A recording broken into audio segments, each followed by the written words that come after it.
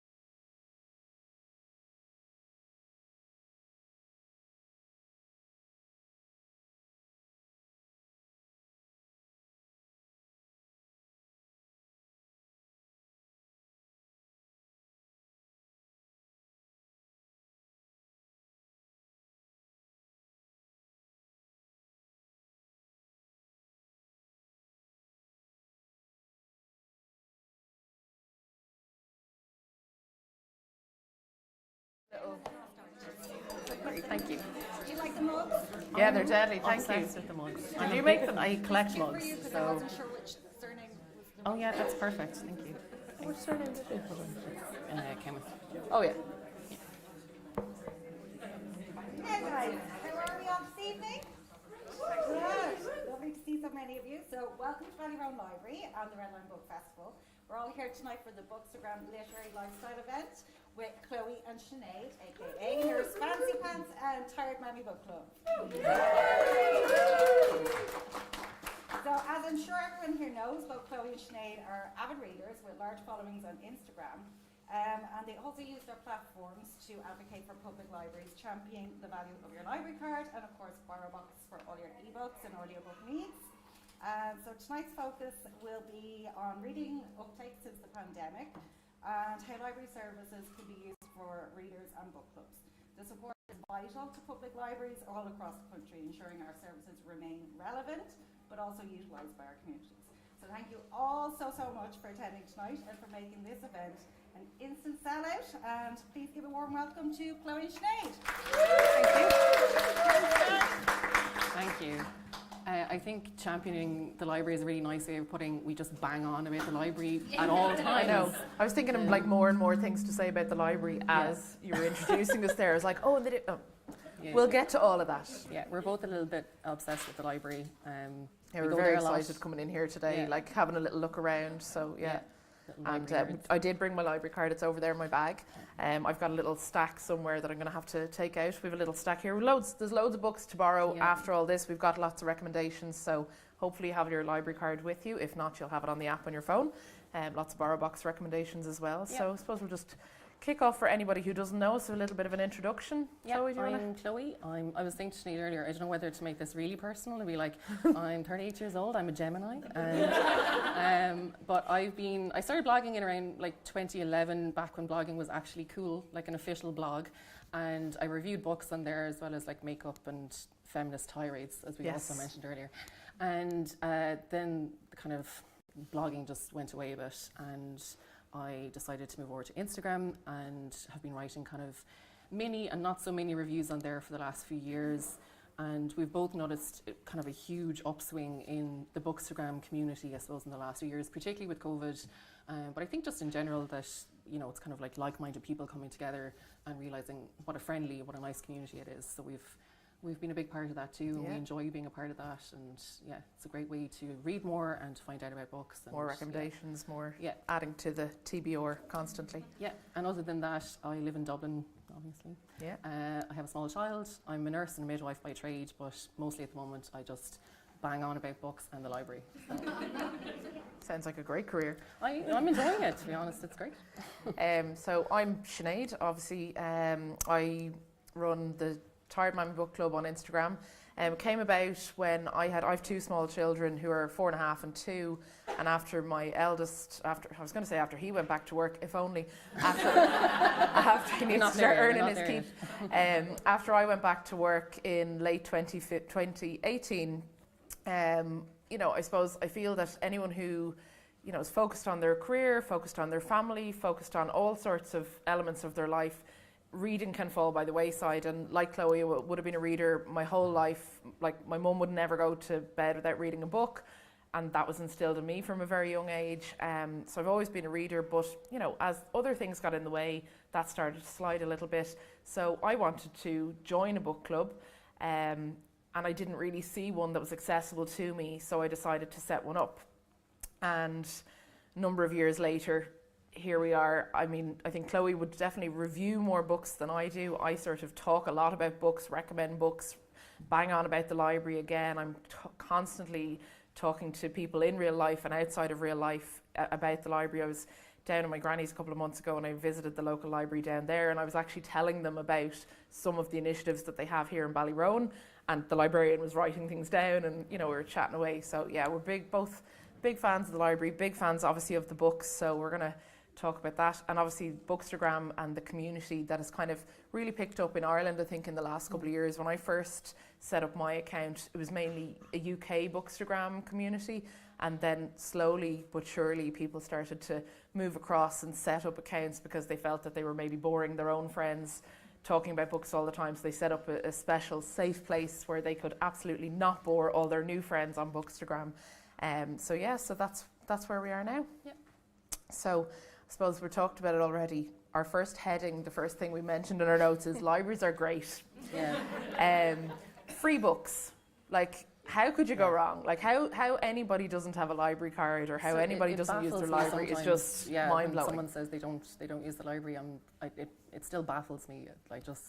It's such a great service. Yeah. It's a unique service too. It's one of the few things in Ireland that I know we pay with our taxes, but you don't pay up front when you go to. You're getting free no books matter how and much free you services. use it, you don't have to pay any more. Yeah. So everybody gets the same access regardless, and you can use, like, you can borrow up to 12 items per member. I know a lot of people here use a partner's card to double up on what they use. Their children's cards, but that's fine. The library don't mind that. If you come out with 24 books, maybe they like my that. daughter likes reading. War and Sophie Peace. White. She's a big fan. Who knows? But and obviously we were talking about we're talking about how obviously coming into the winter, this is going to be a particularly tough winter for people. Cost of living, increases, and the library's still free. And the library still has all these new releases. So instead of, spending anywhere from €8 or €9 for a children's book right up to, €16 to €20 for an adult's book, you can just get them all for free. And you have all your books, your audiobooks, your ebooks, all of that kind of thing. And your brand new releases, which is something we want to talk about as well. We've got tons 3 here. brand new releases here as part of Ballyroan has started the initiative of the short loans collection. So it's just for 10 days. You'll take out your book, your brand new book.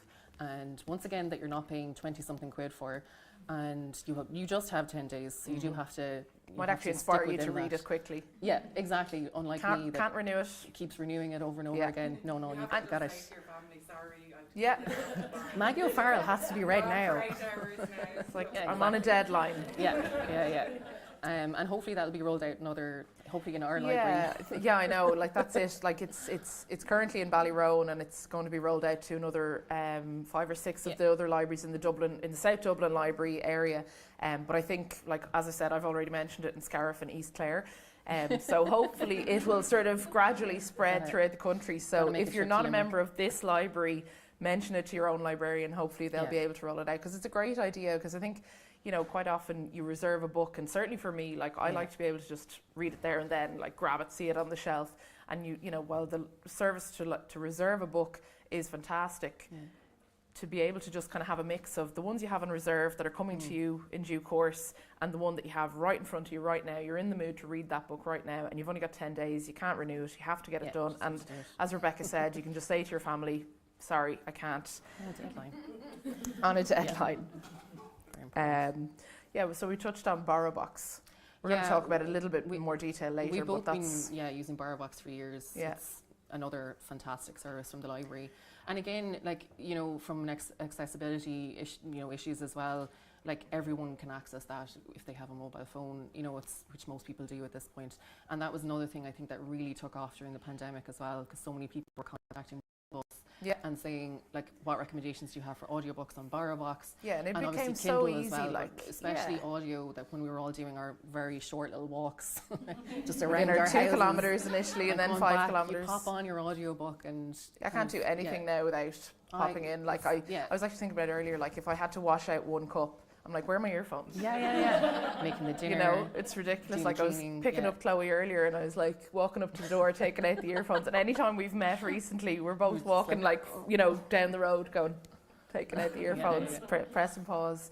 Like I think that's it. Like during the pandemic, which kind of, I suppose, you know, March 2020 feels like a long time ago now, but I think it's actually what drew a lot of us back into the library, back into reading and all that kind of thing, because it became so accessible. Like the library made it so easy with, you know, you could join up online. You didn't have to, at that time, you know, bring in all your bills and stuff like that. They trusted that you were who you said you were. And they renewed everyone online at the time as well. Oh yeah, everything was just kind of done for you. And with, you know, they were doing home deliveries of books. Like Borrowbox really took off, and the range of books, both within the library and on Borrowbox, was just phenomenal. Like there's always, every new release you look up really is I've very rarely not found it on Borrowbox. And as we always say, if there's a wait list that says it's not available until March 2027, I guarantee you'll have it by the end of the month. Just reserve it.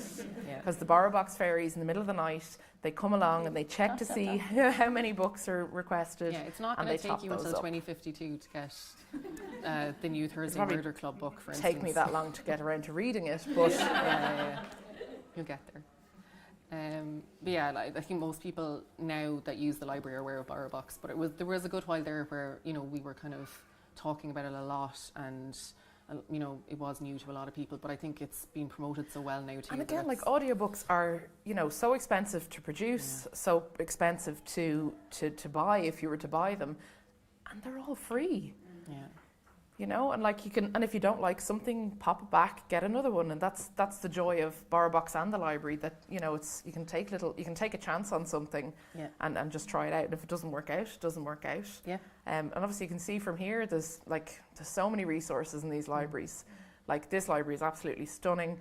All the libraries in this area. We're both planning to relocate. We were just walking around going, we're actually selling our houses at the moment and relocating to further south. The toilets are really nice here. I know, the kids section is gorgeous, really bright, all the trees. As my son, actually completely coincidentally, he doesn't know where I am tonight or what I'm doing. He wouldn't have any comprehension of it. But this morning on the way to school, he said to me, Mommy, someday when it's a school day and I'm not going to Granny's and you can pick me up, can we go to the library? And I was like, yeah, we can. He's like, and don't forget your library card. I was like, I won't. I wonder where he gets that from. Sometimes I'm like, oh, we can't go today. I don't have my card. So he's on to me. The libraries are closed. Yeah. And then we were also talking as well recently about all the services other than obviously books and Borrowbox, and like, you know, playgroups for FIA, for instance, and I mean all the other services too, but that's the only one that I've really accessed. So, and they're all kind of back now. So many in-person things, like the toddler groups. I saw like there was Irish classes starting up here soon. And we were talking earlier about there's a recording studio in North Clondalkin Library. It's a very cool library, and they have like a recording studio, so you can book it for a couple of hours to record a podcast. I'm looking at Tara. Is that where you do yours, Tara? No, I do mine at home. Yeah, well, there you go. Well, you've got good Wi-Fi. But, yeah, well, that's it. You can book it for a couple of hours, you know. So there's so many things going on. Like, and actually, I even picked up a leaflet when I was on my way here about like different parenting classes and things like that. So it's just, you know, keep an eye on their notice boards, their Instagram accounts, their Facebook accounts, whatever it is. It's just, there's always so much happening. And the librarians are putting so much work in. Like, obviously, the Red Line Festival, you know, all these library events, the Kildare Readers Festival was on recently. You know, no matter where you are. And again, like, free. Yeah, free. And like fancy lemonade, you know, and wine. Where would you get it? For free.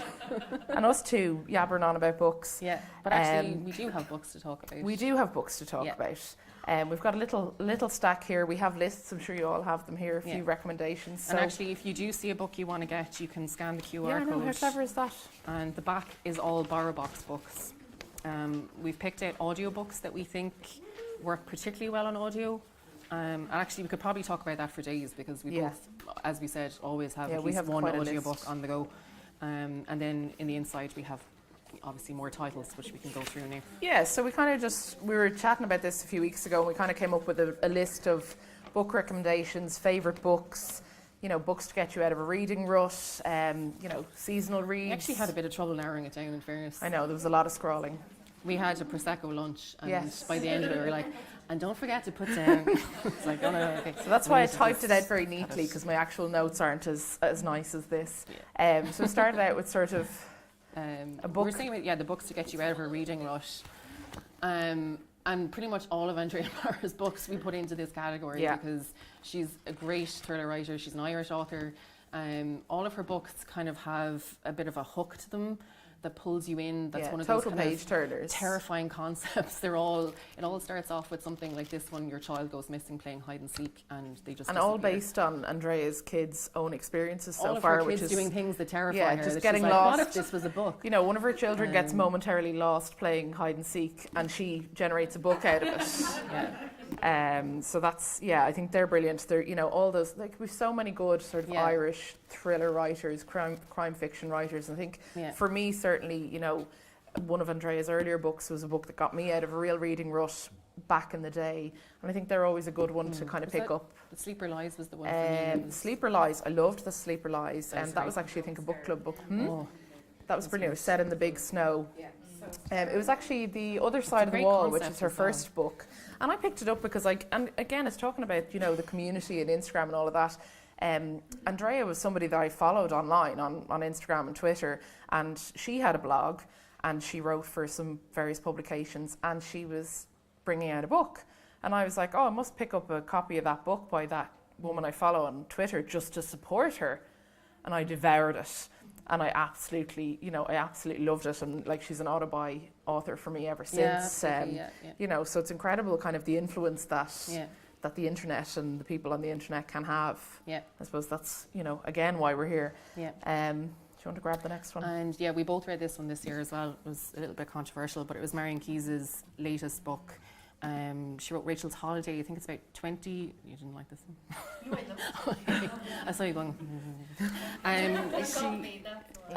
Me too. Yeah, she wrote Rachel's Holiday. I think it's 20 years now. 20 odd years ago. Yeah. And then she released this follow-up this year where it's following on to see what Rachel's up to now. And I think everyone read some Marion Keyes book either in the 90s or from the 90s, and so loads of us were really interested in reading this. And it did turn out to be a bit of like a weepy one.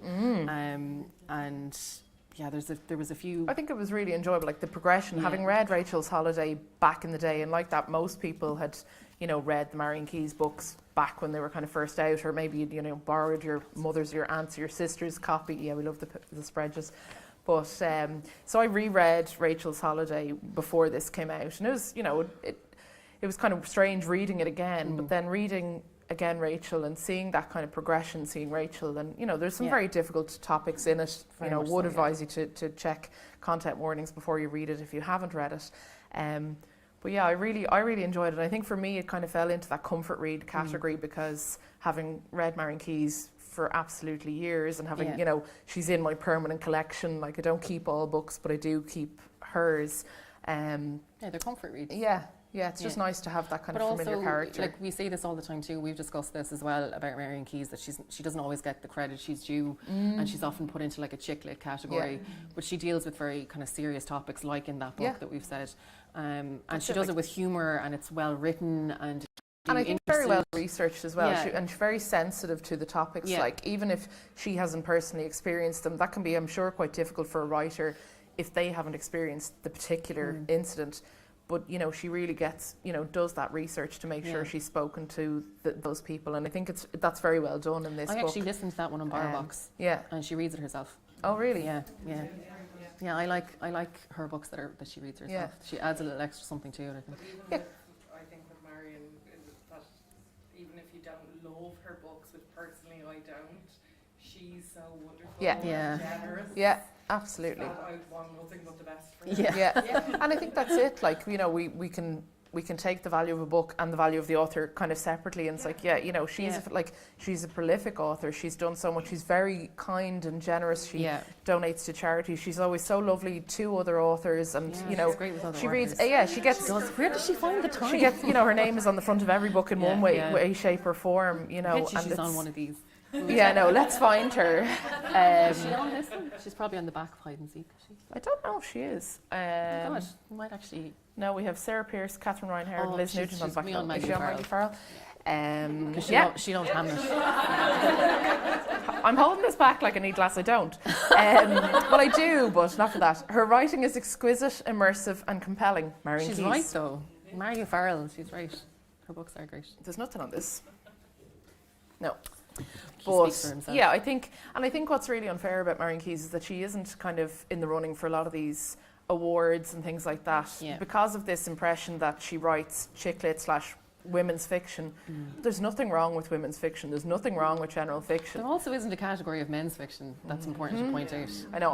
I've started referring to football as men's James football. Patterson, You know the way everybody's talking about the Patterson women's is, football? men's fiction. So now when people talk about the women's football, I'm like, yeah, and do the men's football team, you know, so yeah, start adding men's to things and see how that gets. You see, we're started with the feminist tirade There you already. Now, speaking of men, we do like Donal Ryan. We do. He's one of the good guys. Donal Ryan is actually doing an event in the Red Line Festival on Saturday, I believe, so if you are around, you can get tickets again, for that. Free tickets. Yeah. Check out our stories that for a one will code. actually be really good. In fairness. Yeah, I think that's on in the Civic, isn't it? Yeah. So this is his most recent book. He's obviously got quite a number of books. One of the things I really like about Donal Ryan is that his first, like, he's obviously so well known, such a well known author now, and doing so well, and rightfully so. And yet, when he first started to write, he was still working in the civil service during the day because his writing career wasn't enough to pay the bills. Like, it's very difficult to really make it as an author.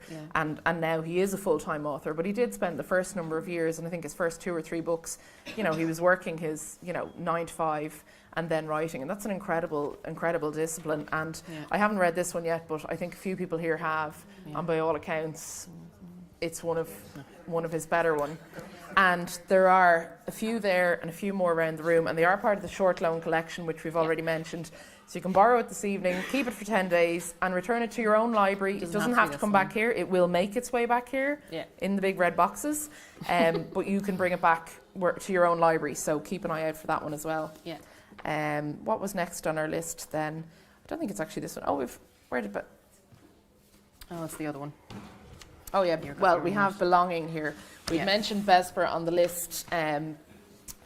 So I had mentioned, you've read this one, haven't you? No, I read Vesper. Oh, I've read But Vesper. I actually bought this one because I have all it the as well. proceeds There you go go. to Tiernan Oak, Yeah.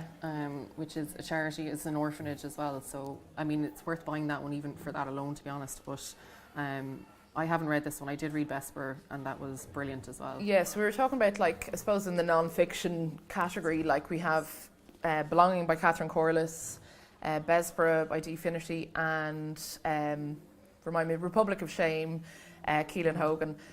Again, all available in the library. Some of them are, I don't think that's on audio. Is that one on audio?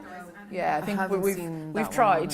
Yeah. I think I think they would work really. I think Bessborough particularly would work. We talked about this before. A tough audio, wouldn't it? Because that's really a memoir. Yeah. Just about the two babies. It's also a lot of it is about her own life. So Yeah. brilliant on audio. I'm facing this way. I'm conscious that you guys are over here too. Last year, sometime this year, and they said it was available. Okay, yeah, that's a shame.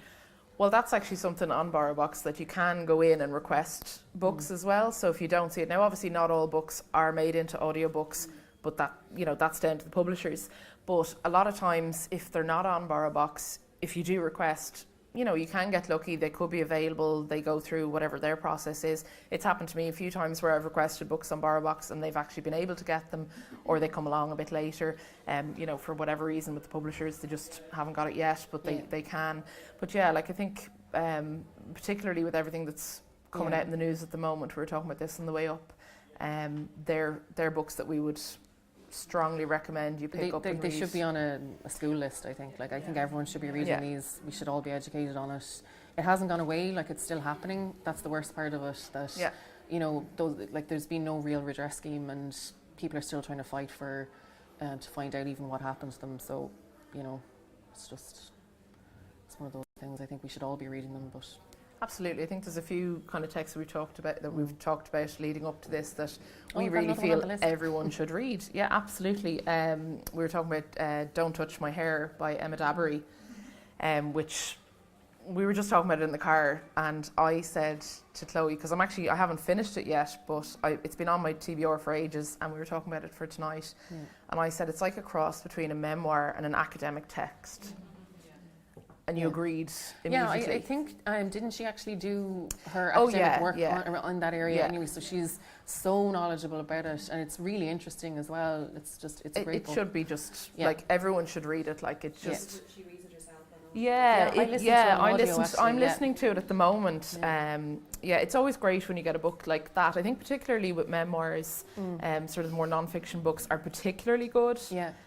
on audio because they really put everything into it. Like I think it was the Jeanette what's the Jeanette Winterson? yeah. Oh yeah, I That haven't like read that yet. she read that audiobook and it got like there was one point where she was really emotional. That's on Borrowbox too. That's I'm glad my mother died. I'm glad my mom died. Yeah. Yeah. And I think that works really well. Yeah. Where are we on our list? Oh We have it's on we here. got the President's Oh Book. yeah, we got some kids books. And The President's Cat, both very important reads in my house. My daughter loves these. I like doing the different Dublin accents. Very badly. But they're And you're lovely going to do books. that now for us, Chloe. Yeah, aren't you? so I'm going to do a little read along. And that's an Irish author as well, so like that's another thing we wanted to kind of show a variety of Irish authors too. Yeah, I because think there's most of so the much books we've- talent in this country as well. I think most of that- the books we picked Yeah, have they're been by pretty Irish much authors. We do read outside of that. We and do, we will yeah, come to that shortly. Yeah. But that's a nice option. yeah, and I think, again, I said, like, we both obviously use the library quite a lot for our kids because you never know what they're going to like. And it's great, like, to be able to just walk in and if it's on, a particular topic you want to address, like starting school or, having a brother or sister or, things like that. Also, lots and lots of fiction. And I actually picked this one. It's The Truth About Riley by Sinead Moriarty, which is a children's book aimed at 9 to 12-year-olds. I would say that the main character in the book is 12, and as I say, I always think that's a good gauge if you're trying to figure out whether or not it's suitable for your child. Look at the age of the protagonist. That's usually, the kind of content you like. And this is a story about a little girl called Riley who becomes homeless after her father, who ran up a load of debt, unfortunately passes away. And it's just, I think it's an incredible book, and again, another book that I think Very should be in timely. every primary school. Because I think, kids, it's a delicate way to broach that subject with children. Her previous children's book, The New Girl, I think is about a young girl who starts school and she's a refugee. And it's just introducing those topics to children in a very easy way, very accessible way. It's a nice way of imparting empathy too, Yeah. especially at that age. And I think we all probably read the Marita Colin McKenna books when we were younger too, about the famine and about the traveller community. And I think a lot of us grew up knowing about that more so because of her books. Yeah, So anything 100%. like those kind of topics I think are always great for younger audiences too. That's it. It's so, and I think the books you read as a child are just ingrained in you in a way that, I They might shape who you are as a reader. yeah, absolutely. I think that, when you talk about kind of favourite books, if somebody ever asked you, what's your favourite book, you're nearly drawn to those books you read as a child first, because, in the last year I could have read 70 books and I'd be like, oh, what did I read? But if I only read 70 books my entire childhood, I could probably list all of them. When you said it there, when you said if someone asked you what your favourite, my mind just went, Matilda. Yeah, I know, it's BFG. And you asked me earlier in the car, you were like, what if someone asked you what your and I was like, well, that's a stupid question because I'd never be able to say what my favourite book is. But no, yeah, apparently it's it's like, because, you know, we will take questions at the end, but you're not allowed to ask that question because it's an impossible question to answer because, like, you can ask favourite author, I think, or like ballpark favourite author. You see, again, you're one of many. Yeah, it's like my favourite book, but in what genre and in what mood am I in? And you know, is it like you talking?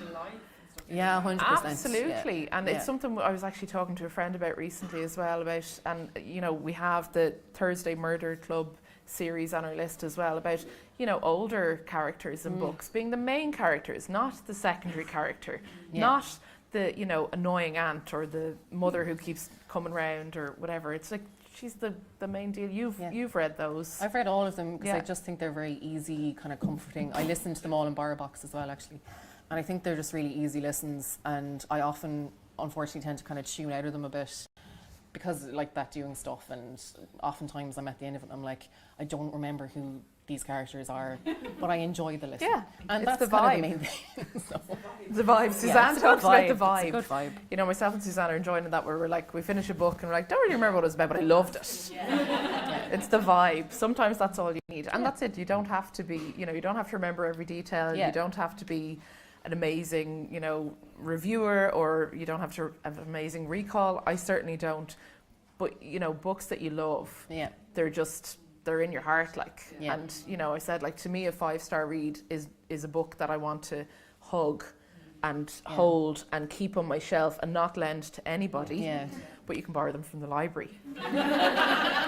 They don't mind. They want I'm really you to fussy borrow about them. that. They actually Yeah, they want you actively to encourage take it, whereas I'm like, no, yeah. When you adore a book as well, I'm reluctant to recommend it in case the person in case you ruin your friendship. So I know that all of you read The Remains of the Day recently, and I was really nervous because that's one of my all-time favourite books, and It is my old favourite. Yeah. And when I suggested at my in real life book club, I don't know, 9 years ago, there was one person who didn't like it, and I still resent her for it. But you don't see her anymore, presumably. I'm just like, I'm never, and I was so hurt. I felt like I took it personally. Yeah. It feels personal. It's like That you happened to recommended me your with, child and all of Emily's liked and Don it. Mandel books. Every time I recommend her books, there's always someone that has to message me and say, oh, I hated that book. And I'm like, oh, a dagger to my heart.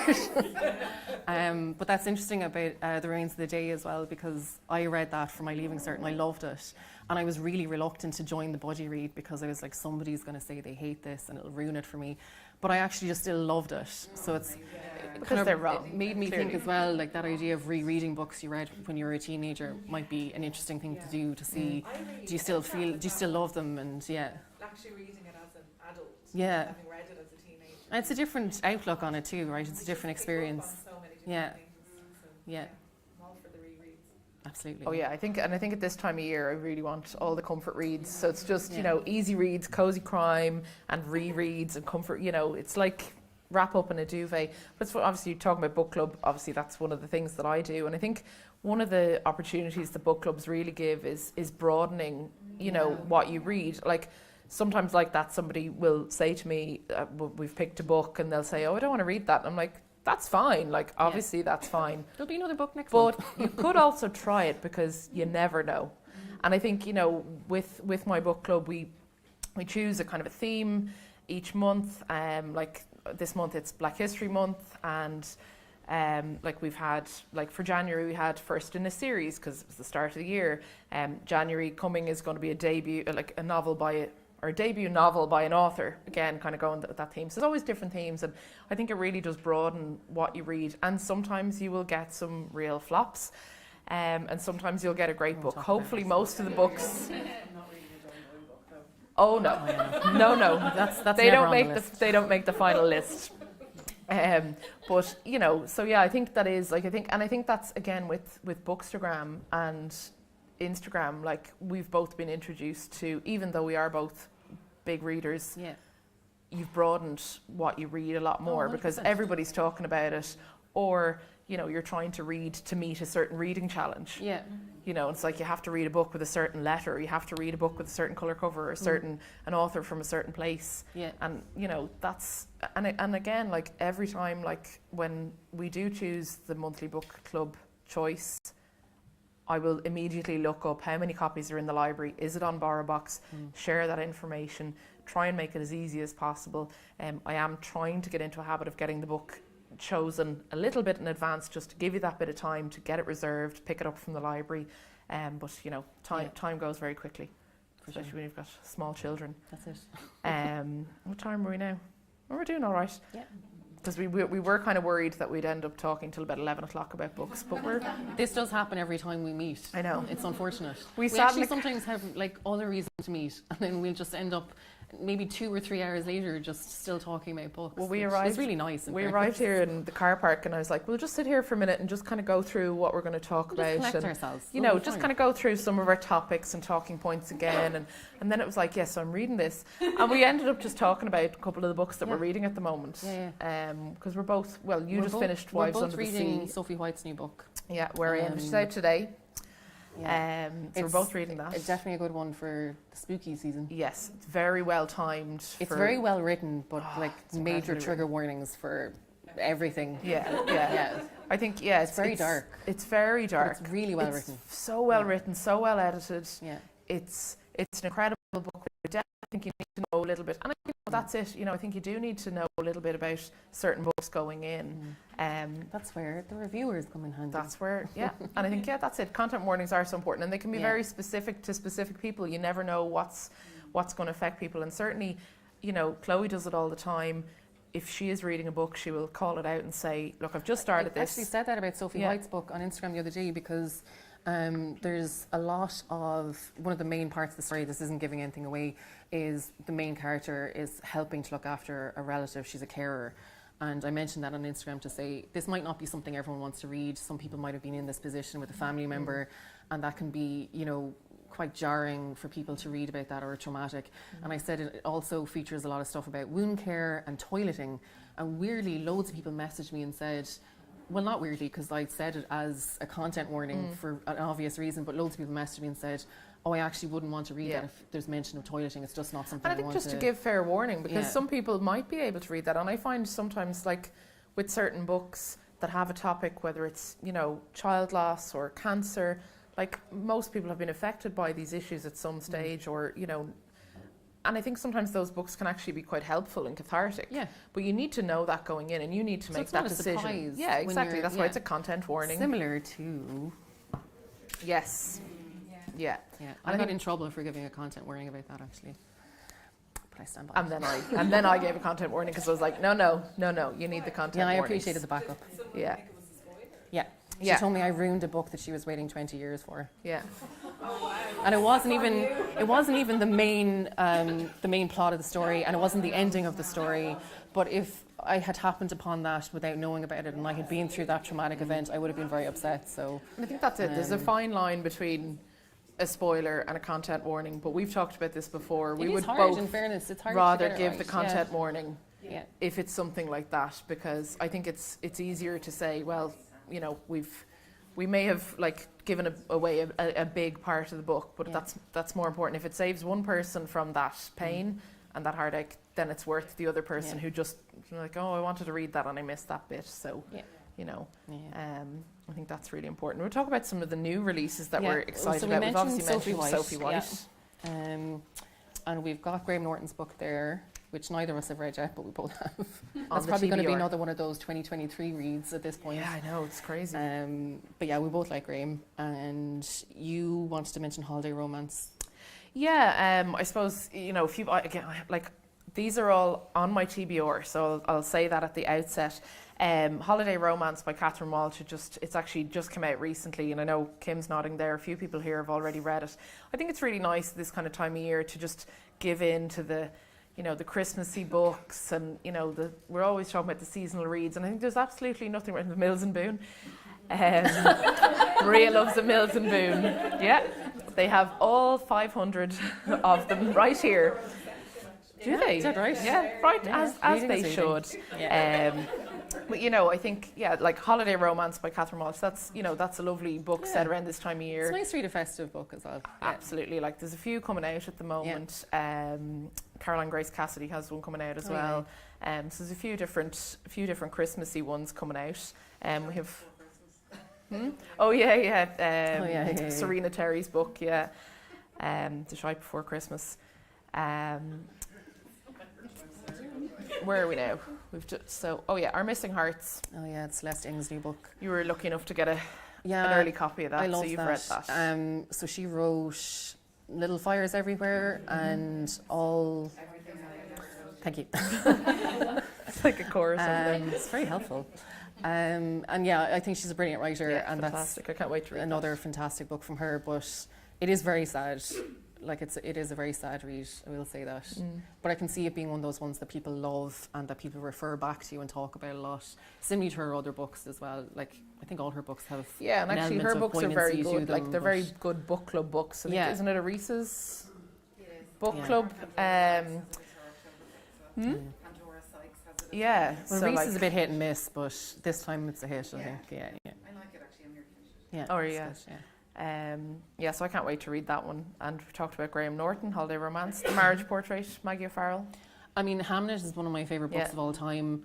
So I'm really excited to read. Like I know we shouldn't judge, but it's another. And Marion Keyes actually says that it's exquisite. It's historical fiction again. If that's your interest, I think she's probably one of the best historical fiction writers, and I would imagine that's going to be another brilliant one from her. So I'll definitely be reading that.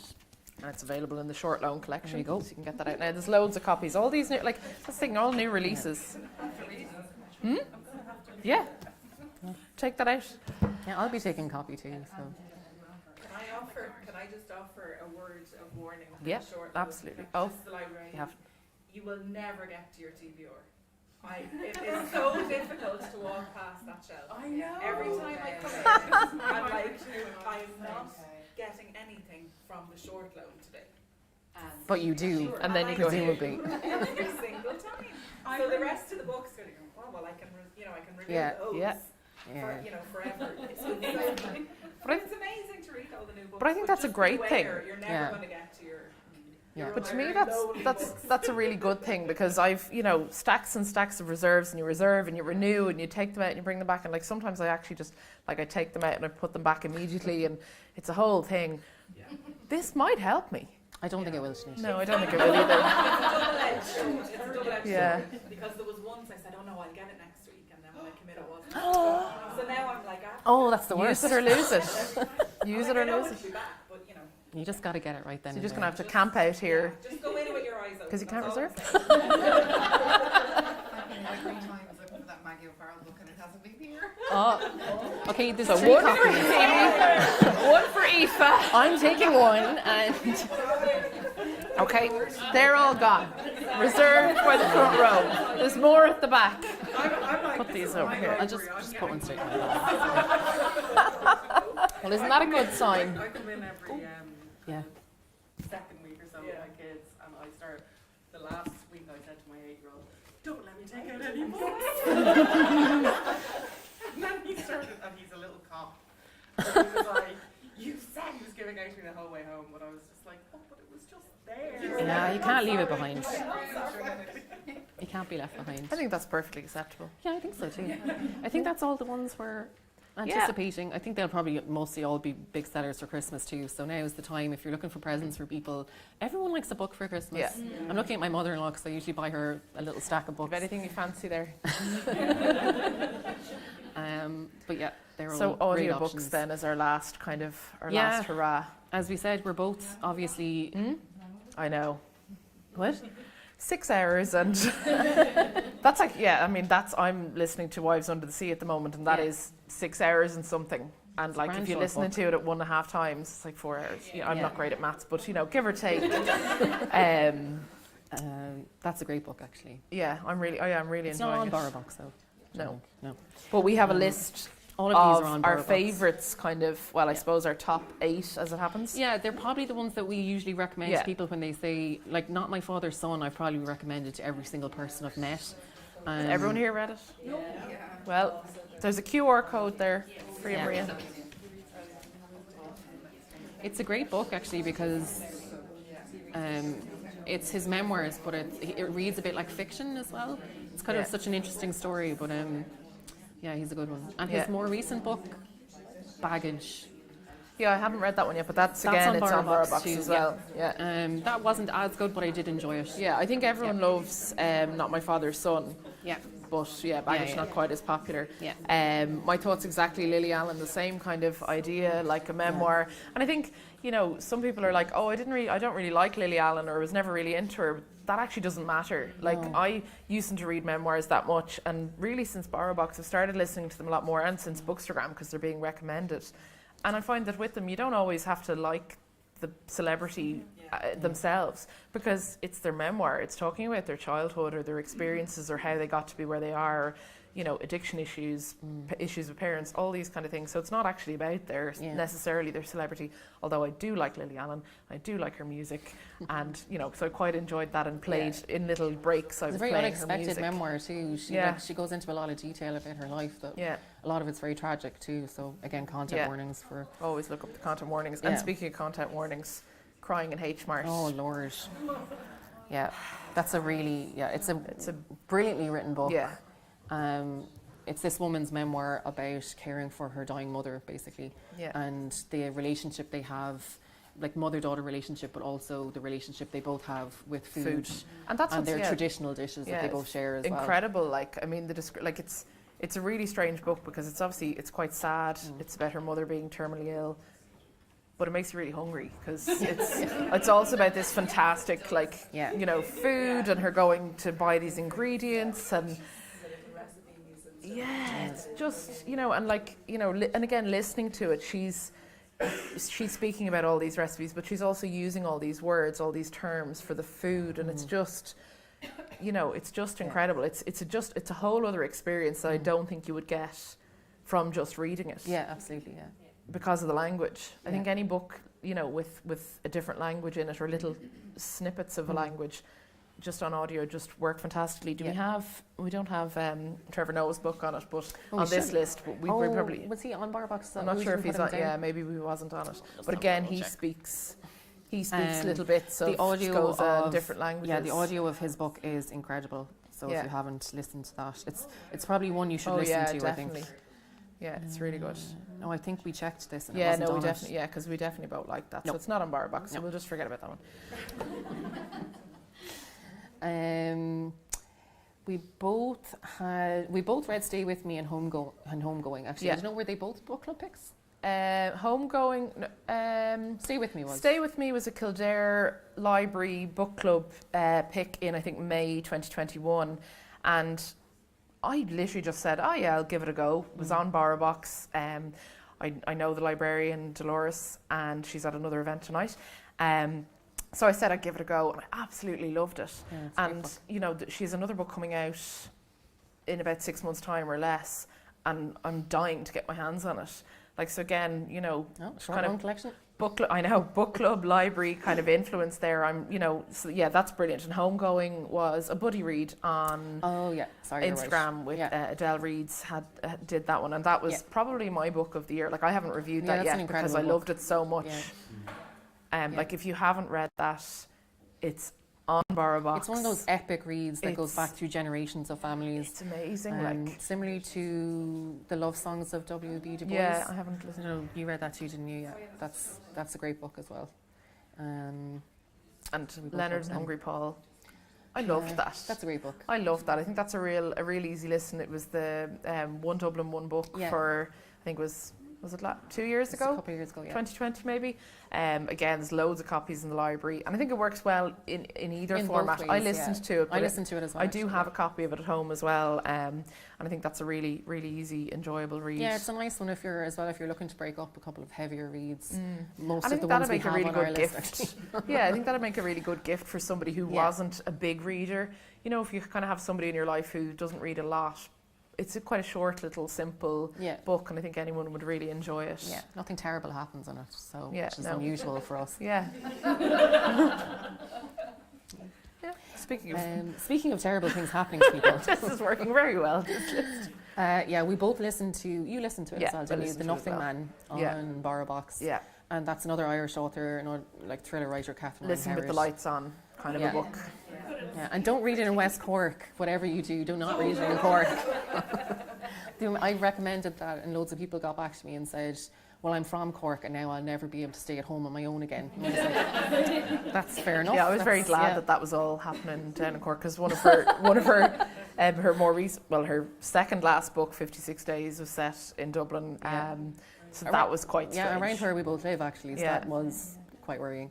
And I've read her more recent one too, Runtime. That's very good. I actually too, and I think that's on Borrowbox. I think that is on that's Borrowbox, one that you can kind of listen to and read, because I think there's like some film scripts in it, which I feel that actually didn't bother me. You did not. say that before I listened to it, but it didn't bother me. Yeah, it worked well because I read it, but you listened to it. Yeah.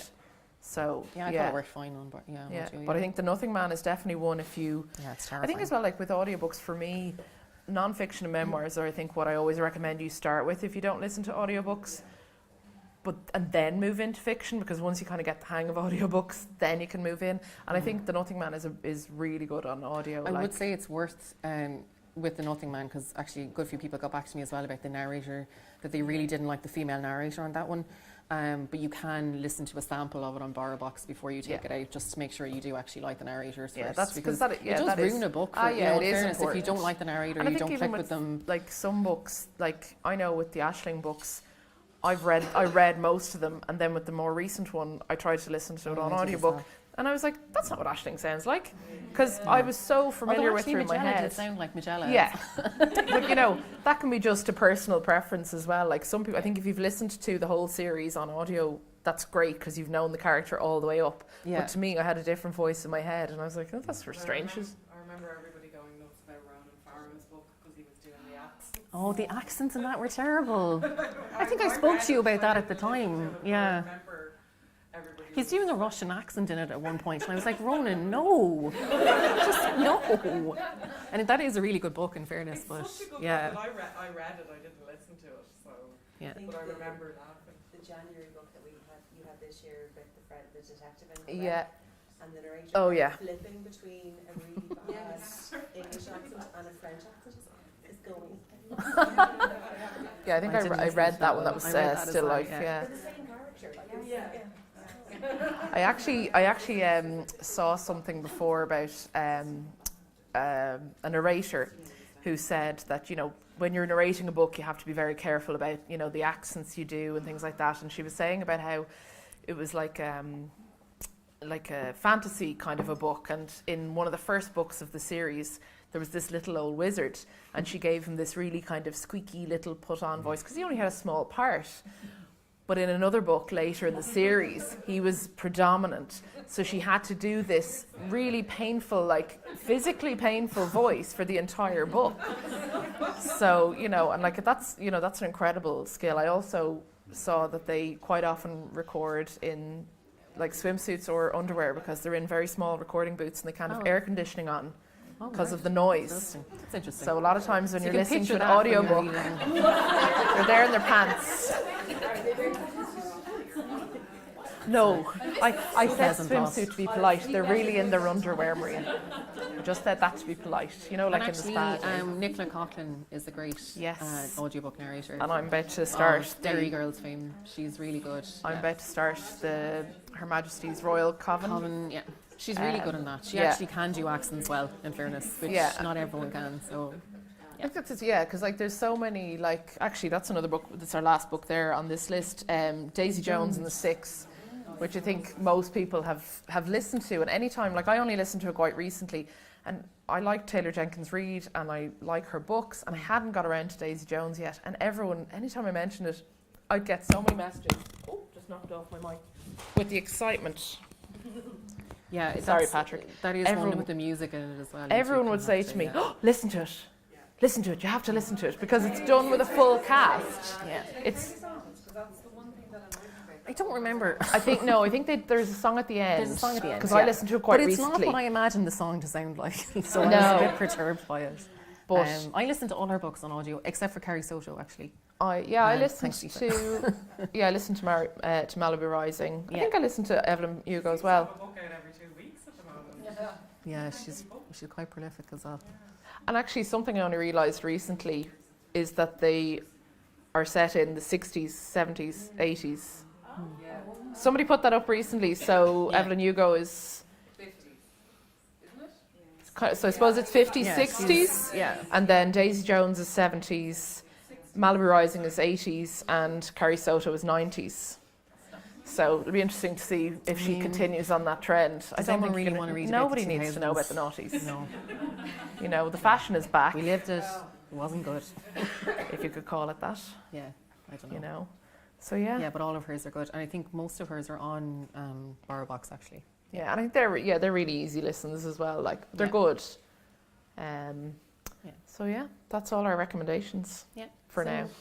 I was actually thinking about it because we did up this list a couple of weeks ago, and I was like, I wonder would it be how much different it will be tonight if we were Yeah. to do it. But I think I stand over all Well, of our this choices. is the other thing too, is that when we were outside in the car, you know, chilling out, not talking about books for an hour, which we ended up doing, we were both kind of saying, you know, when people say to you, what book did you read recently, or, you know, what was your most favourite book you've read recently?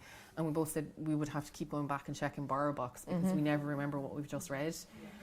Because you just end up kind of picking up another one straight away and getting stuck into it. So like being able to keep track of it that way. Oh is yeah, really absolutely. handy. That I'm And- always there scrolling over. Or Yeah. sometimes there's a book that I didn't get around to listening to, despite renewing it several times.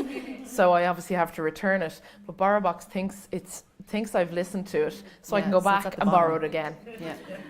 and renew it 3 times and then start the cycle again. I do read a lot, but I also Yeah. don't read a lot because there are quite a number of books. Too many books. Yeah.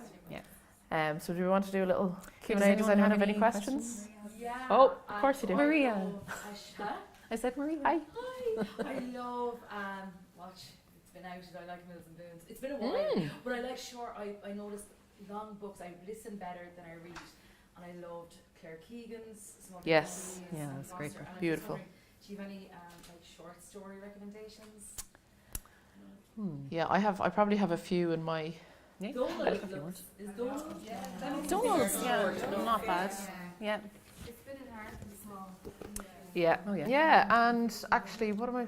I'm like, I can't even remember what I'm listening to at the moment. Wives Under the Sea is quite short. That's very It's short. only 6 actually. hours. Yeah. Yeah, so this is only 238. I think I could do that. Yeah. So we've... Only a page and a half. That's great. I love that. Oh yeah, look. Yeah. It's literally like Psychologically, I think it's better, isn't it? every second page is a new chapter. Have you read The Colony? Oh, that's brilliant. Yeah, that's short, and it's short, like the way it's laid out is really easy to read. Brilliant. Thanks. Yeah, I really enjoyed that. See, there's loads of recommendations from the audience. It's very handy, actually. And actually, speaking of Taylor Jenkins Reid, she has a book. I think it's only on the That's her short story. Isn't yeah it? Evidence of the Affair. That's Oh, yeah. quite good as We well. both read that, yeah. Yeah. Yeah, it's a nice, easy listen to. I actually think I have a little list. I'll go chat amongst yourselves now while I look back. See, this is it. I don't remember. I don't remember. I don't lists. either. That's the problem. This keeps But I happening do to have a us. little list that Rebecca. I did around this time last How are year. you feeling with regards to your Instagram accounts and the new algorithm and layout of Instagram where Yeah. it's all video focused? And It's not super great for book reviewers. I will say that it's not. It's becoming less and less, I think, the place to be for Bookstagram, because it's quite hard. Like I people kind of ignore do, it entirely. People do embrace it, and you do see lots of people doing reels about books, and they're always fun to watch. But the actual review part doesn't fit particularly well into a 60-second reel. And you know, there's lots of ways of doing it. You know, people go live and talk about books, but no one watches those. Yeah. Because no one has the time to sit down and watch. You know, you don't know how long that's going to be. And then there's like loads of other options for other platforms to bring it to. But I really like Instagram. Yeah. And you do notice straight away the huge disparity between an Instagram post and a reel. So I could put up a reel of like, you know, empty makeup containers and it'll have 4,000 views. And then I'll have a post of a really well written review, if I say so myself. And it's like a beautiful photo of a book, and then it'll be like 60 likes. And I'll just be there going, okay, that's, you know, that's just the setup now, which is really unfortunate. And I'm sure there'll be another, you know, social media platform will come along and we'll all go and join that. And, you know, like Facebook and Snapchat all ended very quickly. Yeah, I like Book Talk. I've been using Book Talk a bit, and it is good, but it also makes me feel 900 years old. Yeah. I noticed recently on TikTok that there's a lot of references to millennials being old. And I'm not a millennial. I thought millennials were young. So that made me feel really old. There was this TikTok. We're not actually millennials, we're elder millennials. I'm not even an elder millennial. I'm Gen X. I'm Gen X. They all read the same books, and that's, every time you go into a bookshop, there'll be like a section we're saying so TikTok books. And that's great, and it's great that it's getting people reading in whatever format it's doing that in, but they are all, you can almost name them in your head. They're all, Colleen Hoover, Coho. Yeah, there'll be loads of TJR books. There's always like fantasy books, they're really into them as well. There's like Yeah, they love Evelyn Hugo. One of Us is Lying. yeah. Yeah. Yeah. Was reading Evelyn Hugo, One of Us is Lying, Colleen Hoover. Yeah. You could just And I think that's it. I think if it's reaching people who wouldn't have read otherwise, then that can only be a good thing. Yeah. If somebody's only reading a book a year on holiday, that's fine. If they're choosing it based on something they saw on TikTok, great, that's fine. Yeah. It's not always the books that I particularly like, because I'm very old apparently. According to TikTok, I'm ancient. But and I think with obviously Instagram, Bookstagram, like I kind of ignore the algorithms and the reels. I've done a couple of reels, but I'm not very patient, I'm not very crafty, so I don't tend to do them. I like a nice image, I'm very old school, a nice review. And I think, there's plenty of people here who put up really good reviews, and the second you see them, whether you trust that person or not based on what they've read before, or, just their taste, you're like, yeah, I like a lot of the same books as them, and they've recommended this book. Or, they say, it wasn't really for me, but it might be for you. I'm like, oh, actually, I'm still interested in that because, yeah, it might, you've piqued my interest. Yeah. Or, well, I might just push that down the list for a while if it was, So I think we are obviously we're very influenced by media in general, social media. Yeah. And even, in most of the libraries now, most of the bookshops you go into, they do have a section for Bookstagram /Book Talk. And like most of these books probably wouldn't be in our eye line only for social media. Yeah. And then the library embrace that and bring them out in their short loan collection. Full circle. I keep going on about the short loan collection. I just think it's brilliant, Jean. Sinead, you mentioned earlier about most of your book choices for the book club are a success, but there could be flops. What Oh. So this is definitely a book that I suppose could be referred to as wasn't for me, but could be for somebody. So for September we chose a book that was the theme was dark academia, and the book that we chose was Catherine House, which had a really good premise. I think we really liked the idea of it, and I really liked the book that I thought it was going to be. But very few people. I think one person actually did like it. I can't remember who that was, because I don't think they really wanted to be known for it. But It was a environment. I barely kind of remember it, but I remembered that I didn't enjoy it. But I kept going because I was like, I'm reading this for book club, and actually it became one of the better book club discussions. Oh yeah. It was quite funny. Obviously, I did a an dramatic opinion on reading. Everybody was jumping over each other to talk about it, and we do it on Zoom, and a lot of obviously the library book clubs are on Zoom now as well. Because I think even though we can now meet back up again, which is great, it does provide a great level of accessibility for people. Because if you can't get to a location or it's at a time that doesn't suit you, it's great to be able to do these things online. So it was like I nearly had to put everyone on mute and say, okay, raise your hand, because everyone had an opinion on this book. There's been a few others that maybe some people didn't love and other people really loved. And I think that's the great thing about books and book clubs, is to generate that discussion. But I think all around, Catherine House was just not for anyone of this audience. But I do wonder, and I don't know whether were we talking about this on the call, that maybe, in the States it might work better.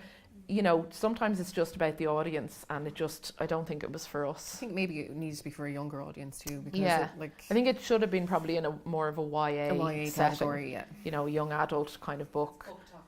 That's your book Yeah, talk. is it popular in Book Talk? I know, I don't know. Oh, okay. Yeah. Where they think millennials are old. Oh, they'll learn. Oh yeah, I didn't even What finish was that, it? and it's my own book club. And that won did it win the Booker? Yeah, it won the Booker, yeah, Damon Galnut. Yeah, I didn't even attempt to read that. I know. And that's it, like it's you know, I run this book club and I don't always finish the books. You know, because Can't always be done. I didn't finish that one. I don't know how far I got into that one. I think that's on Borrowbox as well if anyone wants to try it. There's a glowing review of it there. So Yeah. Well, you'd never know. I mean, it won the Booker. Yeah, but they can always be a bit hit and miss, I think. Bookers, yeah, like, I think sometimes they take really snobby crap books. They didn't put the Cowman on the shortlist. I know. That's so well written. Back to your question, Marie. I did find it and I sent it to you, but a few short books, Passing. Nella Larson, That's good, yeah. excellent if you haven't read it. Like it's been made into a film on Netflix, which is also very good. But do read the book first. Always read the book first. The Grown Up by Gillian Flynn. Actually, I think that's one of the Is it? what is that series called? Graham Norton did one too. Yeah, the quick reads. Yeah. Is that what they're called? The quick reads books. So they're like a series of books that are quite short and they are written, you know, sort of to help with people who have literacy issues, things like that. So they're kind of simplified English, but they're still written by popular authors. They're all in the library and too. they're all in the library, and they're great because actually they are just like a kind of a short novella style book. And we were saying, like, it gives me a sense of achievement when I'm, you know, like, Oh. a big tome or like listening to it. Well, it's no coincidence that I have that in my November roundup, which is when we did the MS Readathon, because I wanted to get those numbers up. So I also have Sally Rooney has Mr. Salary, Britt Bennett Butterball. That's really good. That's again quite seasonal. And then I've a couple of graphic novels, which again are a great thing to get from the library because they can be quite pricey and they're quite short read. Yeah. Really, really stunning. But I would get most of the books that I read, like most graphic novels that I read. I don't think I own any. They're all from the library. Yeah. Ones about, like, graphic novels are a really good way of getting an easy way of learning history. Yeah, I think. absolutely, yeah. There's loads of ones about like World War II, Mouse, and Oh yeah. there's And they've even adapted some of like The Great Gatsby. There's a graphic there's novel a- version of it. There's And The Handmaid's Tale as well. Yeah, The Handmaid's Tale. That's a stunning. Actually, Maria, book. Nora Ephron's books, they're really nice. And they're not super long and they're a nice read. They're funny, yeah. Meryl Streep reads Heartburn. Oh yeah, and Oh, that's wow. on Borrowbox actually. Yeah, that's great. I'm like while you're all talking, I'm just going to reserve that on Borrowbox. I think my Borrowbox is actually full at the moment. But if anyone has any other questions, I'm Lisa. aware we're keeping library. I was just wondering, I mean, both of you were instrumental in getting me back to reading and giving me a bit of purpose. Good. That's nice. And introduced me to a community as well. But Chloe, you kind of touched on it earlier about people coming back at you, or, you know, don't at me about whatever. Oh yeah, I say that a lot. I just wondered what that's like for you on Instagram when you share something, like whether it's about your life or you recommend a book or you share an opinion on something, or, you know, we tried to share maybe some topical interesting things that it's important people know about, that kind of thing. How is that for you then when people maybe are not so Gracious. kind or gracious? Like, what's that like? How do you handle that? I think you probably putting yourself out there. I think you probably experienced that a little bit more. Yeah. That's than why I do. I put a little warning now on most things I post, because I'm like I don't want to argue about this. Like I don't want to argue about vaccines, so I'm just going to say don't at me about it because I've said what I wanted to say and that's it. And people will still message you about it, and most of the time, in fairness, like overwhelmingly, it's only positive stuff. And it's I think pretty in the rare. Bookstagram space, yeah, especially book stuff. it's generally quite a safe space because people who read books are generally good people. yeah, it's true. Yeah, and I mean, you are a little bit of an echo chamber, but I think, you know, a couple of the things that I've had people talk to me about, audiobooks. Audiobooks are real books, folks. Oh yeah, that's a big one. And you may disagree with that, and that's fine. But, you know, apart from the fact that it is the same book, it is the same content, I think that sometimes, you know, it brings it to another level. Some books suit better in a physical book, some books suit better in an audiobook, and it depends on your mood. I generally have, you know, multiple versions of different kinds of books on the go. To me, that's an accessibility issue apart from anything else. And I think to say that they're not a real book is a real issue. Not everybody has the physical strength to lift a book, to hold a book, not everybody, you know, can read a book, whatever the case may be. And I think that's really important. And I think there's just such fantastic selection. The only other thing really I've had is, you know, and Rebecca, you kind of referred to it earlier, I don't recommend or promote any books by transphobic authors. I won't stand for it. So anytime certain authors are suggested, and well-meaning, because some of these authors might be around for a while, or somebody might not realise what that person is about in the background, and they may have written a good book, but that's just not something that, you know, this is my Instagram, this is my choice, my values, absolutely. And I think it's values that most of my followers share, and if they don't, you know, that's fine. You're free to leave, you're free to unfollow. I think it has to be, you know, it has to suit you. You have to follow the accounts that you enjoy. I don't understand people who hate follow people and, you know, follow people just particularly to kind of troll them. At the end of the day, myself and Chloe are people. You know, we do have, you know, small children and, you know, sometimes like you'll get somebody who's like, oh, I asked you this and you didn't come back to me. And it's like, I actually have a full-time job and 2 full-time children. And this is, you know, this is a hobby. It's a hobby I absolutely love and enjoy. And in the last number of years, I have like sort of doubled my reading count year on year on year as a result of this. And, you know, it has become a big thing for me, which is why I started it out. But we are still people. We do still have personal lives and personal opinions, you know. And Chloe's very good at kind of just saying at the start, don't. You know, you have to set your boundaries. I think as well though, because I post nice things a lot, people assume that I'm an easy touch, so they can take out whatever frustrations they have in their own lives on me. This happens quite regularly. And people will send me these long tirades about something very innocuous that they didn't like. And I can see through it that they're having a bad time or that they have something bad going on in their lives, because it doesn't make sense, the level of anger they have. And I'll usually be like, I don't get into arguments with people about nonsense, so I'll just stop you there. I think it's very easy. People just, you know, it's the keyboard warrior thing. They think they're but people like rarely would give out to you about books or like your opinions on books, except for like that if they think you've spoiled a 20-year-old book that they've waited for. But other than that, not really, I don't think. No, not too much. Book people are good people. Book people are good people. Don't have an account about Fafo, No. Do not recommend. Yeah, I'd imagine not. No, there's a lot of I think topics that you have to kind of be Yeah. very careful. But I think, you know, you do really have to set, like I said, set your boundaries and take care of yourself first and foremost. And I think, you know, taking a break from it sometimes, you know, putting down the phone, picking up the book. And it's so funny because so often I'm on Instagram and I will see those sort of memes and I'm like, oh, we're in a whole circle of irony here because I'm reading that, but you're posting it. And nobody's reading. We're all on our phones. But then we're getting great recommendations and we're chatting about books. So you kind of make yourself feel a bit better again. It's all you know? fine in the end. Yeah. So anyone anything else to add or ask? Any other pressing questions? Have you noticed, as you might have kind of seen Trina and I are slightly older members, Very older members. very older members, but I would say that I've seen a huge deterioration in editing of books, poor editing. Books that I can't bring one to mind, unfortunately. I've forgotten more than I can remember. Same. But, you're reading a book and saying, yeah, it's a good book, it's well written, but the editing is... That's really interesting. We were just talking about that. Again, in our very long conversation in the car outside, we were only there saying for 10 minutes, how notable it is when you read a book that's extremely well edited. And that's the Sophie White one that we're both reading at the moment.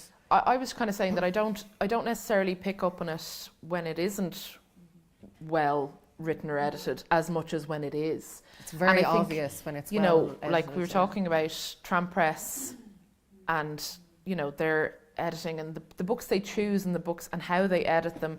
Like I know that there was a few things that they had changed from the original story to what was ended up being published, you know, and that like a good editor really makes such a difference. And I have noticed that a couple of times. We have noticed that a few books we talked about in book club were like, you know, was there no editor to last month's book club? Yeah.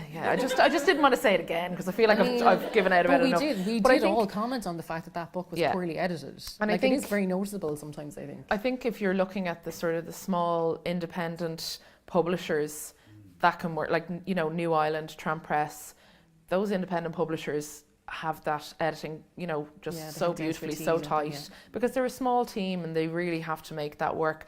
Sometimes with the bigger publishers, obviously there's a lot more going on, and there's a, you know, so I think they're afraid sometimes to edit some Yeah. of the bigger authors. Mm. I think Yeah. sometimes they will veto a lot of the edits. I think Marion Keyes actually says Yeah. she edits her own books. She doesn't accept Yeah. edits anymore. Yeah. I think she says, like, fair enough, I'm not Yeah. questioning her books at all. Like, but and I think she's earned that, authors you know, she's earned that place too. Like, I think some it can books be are 700 difficult. pages and they really don't Oh, need to yeah. be, you know, they really could And I think that it's like films, you know, like films all tight, nicely. Like, sorry, I'm looking at you. Yeah, but I've also noticed the proliferation in books that like have clearly been written to be turned into a TV show Mm. or a film. Oh, 100%, yeah. Yeah. I'm just like, oh god, the way this is written, and it's an editing thing as Yeah. well. I think It reads like a script sometimes, yeah. Exactly, yeah. It takes away from the sort of pleasure of reading. Yeah, it, 'cause you you're want to like, immerse yourself in a book. You don't want to read a script for something. Yeah. Yeah. exactly. Yeah, and I think that happens a lot with series. They get to a point in the series where they realise this has become quite commercial, and I'm going to be able to Yeah. sell it on, and that can be quite tricky as well, because the first book, it's their first book and it's really good, and then as the series goes on, it might get a little bit more like, let's get those, you know, TV Yeah. contracts signed, and then obviously they lose so many rights. I think Louise Penny was talking about that today, that there's some issues with, you know, with that. I think she's quite happy with the TV series in general, but there's one or two Is there a little TV things. series for her books? Yeah. I just saw it today. Did not know that. Oh, it hasn't. Like, I think it's only in like it's been- very it's been early stages of production. But I think they have released a trailer though. Actually, now that I think of it, and yeah, like, you know, the kind of whole book to film / TV series thing can be a bit jarring, because, you know, you read something and then you see it and you're like, that's not what they look like. That's not what they sound like. That's not what the house looks like. Yeah. Jack Reacher is not Tom Cruise. No. Yeah. Well, yeah. I'm not a Tom Cruise fan, so I can't comment. Heard someone gasp. Yeah, it was Sorry. I love him. Absolute. Look, no shame. Him personally, I think he's a great movie star. He is I a like movie Top star. Gun. He's a new star. He is a Like, movie I star, loved the new Top Gun. Oh yeah, Yeah. it was so good. Just so good, so amazing. I was But- oiling up in that film. So yeah, we've moved on to films now, so we Yeah, should it's probably probably wrap up time there. to wrap it up. Yes, you can get DVDs in the library, Maria. If it's okay, I Yeah. just want to give some last minute info there. So thank you so much to Chloe and Sinead, both of you, for taking the time to be here tonight, and for everyone who joined us in person and also online on the live stream. So we also have a code for you guys. If anyone's interested, there's like a Donal Ryan event, and there's a bunch of things happening at the Civic over the weekend. If you're interested, the code is RED22. So that will get you tickets for those. One other thing to say is we have a display for tonight out there. If you want to take book selfies, Oh, yeah. we would love it. It took me longer It's a to do bed than of I books. expected. So if you want to make use of it, please do grab some selfies and tag us on Instagram if you're putting them up there. We're SDC Libraries and also Redline Fest. Redline. Yeah. for the festival. And let me please write something else I forgot to say. There's loads of books here as well. Yeah, we have loads of books if you're interested in taking out. What time is the library open till? Are Are we? I think it's till 8. It's open till 8. Yeah. Open till 8. There is still some cake and wine and lemonade for anybody driving. Yes, thank you so much, guys. Thanks for coming. Oh, that actually reminds me. We have some thank yous as well. Before you go, we just wanted to thank a few people as well. We wanted to thank Mags, Geraldine, Sheila, Karen and Patrick and all the staff here. Breed and the team at the Redline Festival, and everyone, of course, for joining us Coming, yeah. here Thanks, in everyone. the library. Thanks so much. I know some of you have come from other library areas, all the way from the north side, so thank you so much. And some of you who are, I keep saying it to Maria, she came all the way over, so thank you. I'm doing good. Yeah. And sure, look at all the great ideas you got, but look, there's loads of books there. Loads of books there. Go and grab them. Yeah. Thank you. What time are you closed? 8 is it? We close at 8. Oh, We're here. we were already over time, so thank you. Oh yeah, microphone. Thank you so much. Thank you. You deserve a drink after that. Oh, thank you.